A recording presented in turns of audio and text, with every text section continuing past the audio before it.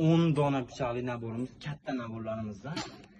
Pichoqlarni tig'lar klapindan super tekis aytaklar. 5 ta pichog'i bu yoqda nabor qilib terilgan soplar klapindan bo'lgan ekan.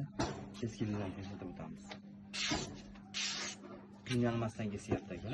2 dona boltasi bor, bunisi 2,5 kilolik molga mo'ljallangan boltasi bo'ladi. Suvakka temirga qatmaydi. Bunisi 1 kilolik boltasi bo'ladi, qo'yga mo'ljallangan.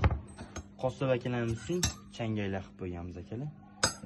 Narxiga keladigan bo'lsa akalar, buni 3,800,000 so'mga chiqarib beramiz. Bunisini qossob naborimiz yana bitta akalar 1,900,000 so'mlik naborimiz. Aboyma pachenini soplash shisha sof. Xudo xolasa buni boltasining kilosi 1,5 kilolik bo'ladi. Temirga qaytmaydi. Mutmash temir reaksiyasini sinab beramiz hozir.